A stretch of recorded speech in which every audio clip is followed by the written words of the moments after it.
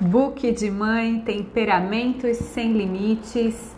Tudo bem com vocês? Espero que sim, porque a gente está indo para a reta final do nosso livro e se você está acompanhando, se você está conseguindo me ouvir um pouquinho todo dia, você finalizou esse livro, que deve ter levado o quê? No máximo o quê? Nem 2 meses para a gente ler, tá? Então, e se você puder levar isso para sua vida, é exatamente isso que eu busco aqui. Todo dia, um pouquinho, a gente não precisa achar, meu Deus, se eu não ler então um livro por semana não vale nada. Não, um pouquinho todo dia é melhor do que nada, né? Do que nunca, né?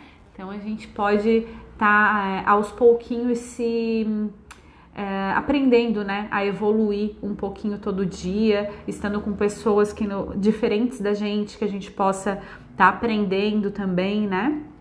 Pessoas que nos conectem com coisas boas, né? Que façam a gente resgatar o melhor da gente. E eu espero estar conseguindo fazer isso com vocês que estão me ouvindo, tá bom? Deixa eu saber, comenta, curte, compartilha. Eu quero saber se realmente tá dando algum resultado aí do outro lado. Me ajuda bastante a saber se eu tô no caminho, tá bom? E olha só, a gente tá no último capítulo e agora a gente vai saber como ter resultados com crianças sanguíneas e coléricas. Então, se você tem crianças sanguíneas e coléricas, o de hoje é para isso. Mas se você não tem, isso vale também para os adultos. Relações a gente consegue estar adequando também para os adultos. Vamos lá então? Bora! Olha só. O colérico, ele é extremamente inteligente. Sua compreensão das coisas, mesmo se tiver pouca idade, pode surpreender os pais e os adultos que convivem com ele. Minha filha é colérica, eu também sou colérica, gente. Vamos lá. Pode também induzir os adultos a esperarem dele mais do que ele pode dar, pois acreditam que, se ele entende, então é capaz de reagir adequadamente. Na verdade, a maturidade cognitiva do colérico não é acompanhada pela emocional, que acontece bem depois. O colérico, por ser tão inteligente, pode ser de grande utilidade à família, à sociedade na qual está inserido, à comunidade em geral, ao país e ao mundo, pois nasceu para ser chefe e mudar o mundo. O colérico, bem conduzido, corre atrás de suas convicções, buscando disseminar suas descobertas para impactar e transformar outras almas.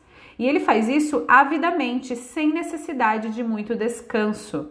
Tem uma resistência física admirável e quando está absorto em seu trabalho e seus ideais, ele esquece até de se alimentar. É isso que acontece comigo também. Odeia ter que interromper algo que está fazendo. Espalha constantemente as suas ideias e aquilo em que acredita, buscando destacar-se e inspirar os outros a desejarem ser como ele. Trabalha com foco e muita vontade, ainda que algumas coisas não saiam conforme o planejado. Mesmo quando algo dá errado, ele se mantém persistente. Aliás, até aprecia contar como venceu cada obstáculo depois que conquistou a vitória em algum desafio. Vale ter cuidado, pois o colérico é capaz de chegar a um extremo de ambição e obstinação que pode ter grandes problemas de relacionamento, culminando em brigas e confusão, que são, gente, os extremos do nosso temperamento. É fácil cair no extremo, é fácil. É só a gente não ter consciência disso, a gente cai. Eu já fui para vários extremos na minha vida, eu já tive um período da minha vida que eu precisei me tratar com depressão por conta de ter ido para um extremo. Então, os extremos são perigosos, gente. A gente tem que ter consciência para saber o momento de virar a chave. O colérico precisa saber o momento de parar, o momento de respirar, o momento de meditar, o momento de dar passos para trás. porque a gente só quer dar passo para frente, para frente, para frente, para frente, para frente. Saca? Olha que insight bacana de a gente perceber quando a gente faz essa análise de autoconhecimento. Vamos continuar. É importante que o colérico tome consciência de seus aspectos com potencial para serem positivos e também sobre os riscos de seu temperamento em desequilíbrio. Assim, ele se deixará educar voluntariamente e terá o cuidado de manejar aquilo que pode se tornar seu ponto fraco, se não for um foco de atenção e cuidado. O orgulho, que pode se transformar em autossuficiência e arrogância, e a cólera, que pode fazê-lo acabar com relacionamentos e empreendimentos construídos e desenvolvidos ao longo dos anos. Impulsividade, né? Colérico é muito impulsivo. É de extrema relevância frisar aos pais e professores que não se conduz um colérico com tratamentos duros e posturas altivas e orgulhosas. Definitivamente não é o caminho. Agindo assim, medindo forças com uma criança colérica, a tendência é ela se tornar ainda mais irada, ainda mais raivosa, birrenta e inflexível.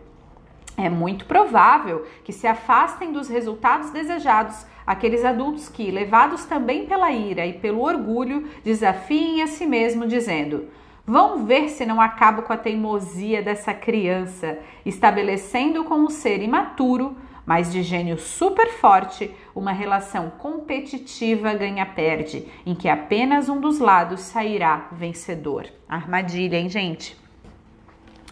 Castigos e punições, humilhações em público só fazem aumentar ainda mais a raiva da criança colérica.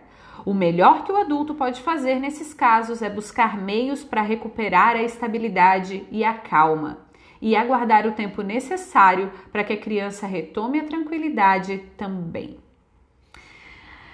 A criança deve sentir principalmente que pode confiar em você e em seu processo de educação e condução, uma vez que perceba que você a ajudará a fazer aflorar tudo o que há de melhor nela. É muito importante que a criança colérica admire o adulto para poder segui-lo. Se, em vez de admirá-lo, nutrir por ele um sentimento constante de raiva, pode ser um verdadeiro desastre o seu desenvolvimento. Trabalhe constantemente os seus pensamentos. Sugira pensamentos positivos. É muito importante valorizar a iniciativa e a prontidão, cheia de boa vontade e brilho nos olhos da criança colérica. Dar as orientações necessárias para que ela vá se trabalhando e se aperfeiçoando por si própria, em sua própria iniciativa, aprendendo sozinha como ela gosta. Coléricos acham que estão lhes subestimando a capacidade quando alguém quer ajudá-los. Olha que loucura!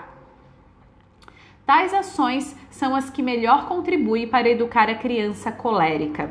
Esse temperamento precisa de ação, de movimento e trabalho, muito trabalho. Gente, a minha filha não fez 3 anos ainda. Ela fala que ela quer trabalhar, que ela quer vir aqui trabalhar. Aí o que eu fiz? Eu fiz tem uma salinha lá no meu outro trabalho, no depósito, com computador. E eu falei que esse computador não tem acesso à internet, mas tem teclado, tem monitor, tem tudo. Falei para ela que ela pode trabalhar lá se ela quiser.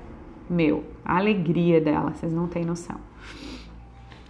Coloque a criança colérica para trabalhar e terá um importante aliado nas tarefas domésticas ao seu lado. Costuma ser uma criança super interessada e super curiosa. Para finalizar, acrescento que coléricos não suportam se sentir controlados. Eles têm uma necessidade enorme de se sentirem no controle de suas vidas, das suas ações, das suas decisões. São capazes de contrariar o outro apenas para terem a sensação de que estão no comando. Oh, Deus! Hoje o nosso book de mãe vai ser um pouquinho mais longo, tá? A gente vai agora para criança sanguínea, tá? Bora para criança saber como lidar com uma criança sanguínea. E se você não fez o teste, volta aí lá no começo do book de mãe e faça o seu teste, ok? A criança de temperamento sanguíneo tem um desafio que a acompanha fortemente. manter-se em estado de concentração. Ela mesma se distrai constantemente pela vivacidade de seus sentidos e também pela fantasia que comumente habita sua mente. Esse cenário provoca na vida dela o incrível desafio de chegar a uma concentração mais profunda em suas atividades. Por isso, se já é recomendado não interromper as crianças quando se mostram concentradas, o uso desse recurso é ainda mais recomendado com uma criança sanguínea. Ao ser ofendido, o sanguíneo em especial se inflama rapidamente e sua ira se manifesta repentinamente, às vezes com expressões muito agressivas e até descontroladas. Mas, depois de ter desabafado, esquece tudo sem guardar rancor de nada. O problema é que, se tiver ofendido um colérico ou um melancólico com sua reação descontrolada, esses ainda estarão aborrecidos, mesmo que o sanguíneo já esteja bem. Às vezes, o sanguíneo nem se lembra mais do motivo pelo qual os outros estão chateados. Os castigos também não costumam surtir efeito muito positivo com crianças sanguíneas. Elas não guardam muitas mágoas ou rancores, mas muito mais grave que isso. Apelam para a sedução e puxa-saquismo na tentativa de evitar novos castigos. Não é possível educar para um caráter bom e responsável dessa forma, percebam? Uma boa ajuda à criança sanguínea é o estabelecimento de rotinas. Construir o quadro junto com elas e colar na parede do quarto ou na porta do armário pode ser muito útil. Para crianças de outros temperamentos também pode ser interessante. Assim, esse recurso serve de auxílio para que as crianças sanguíneas aprendam a controlar o impulso de seus sentidos. Outra recomendação muito importante é ajudar a criança sanguínea a finalizar aquilo que começa. Orientá-la para que não deixe trabalhos e empreitadas sem finalização, especialmente aqueles que foram por ela selecionados. Aí ela colocou uma citação aqui, do Hagman. Não se deverá dar demasiado crédito às suas palavras, propósitos e promessas. Ademais, há que fixar-se no cuidado em que ele colocou em seus trabalhos.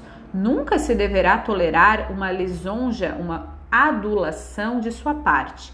Nem se deve antepor-lhe aos demais por causa de seu caráter atento. Por fim, tenha em mente que o sanguíneo não guarda em seu interior o que lhe foi dito ou o que ele tem observado em nós mesmos. Mas isto tudo ele há de comunicar aos outros. Portanto, se deliberará bem antes de fazê-lo confidente. Além do que já foi dito sobre a importância de conduzir a criança sanguínea ao aprendizado do pleno domínio dos próprios sentidos e à busca pela perseverança em trabalhos e atividades, é muito necessário conduzi-la ao convívio com boas amizades e companhias, uma vez que é próprio do sanguíneo deixar-se levar com certa facilidade. A fim de facilitar o convívio e o desenvolvimento de uma criança sanguínea, é recomendado conduzi-la a opções que lhe possam atrair a atenção em vez de contrariá-la diretamente. Essa é uma criança de vontade forte e provavelmente não aceitará facilmente os nãos que a vida lhe impuser. Olha quanta dica bacana para a gente encerrar o nosso book de mãe de hoje. Eu achei essa das companhias, né? Em geral, as crianças são extremamente influenciáveis, porque elas estão em desenvolvimento. A gente adulto às vezes né? Ou se principalmente com marketing, com propaganda, publicidade. A gente é muito influenciável. Imagina uma criança. Então, tudo e todas as pessoas, os lugares, né, que a gente escolhe estar, né? Não é para viver numa bolha, mas é importante a gente estar observando isso, né? Para ver até que ponto isso influi aí na nossa educação que a gente quer ter, tá bom? Muito obrigada por estar comigo e te espero, que a gente está acabando, falta pouquíssimas páginas para a gente finalizar esse livro, talvez mais 1 ou 2 a gente já acaba, tá bom? Muito obrigada e até o próximo Book de Mãe. Tchau!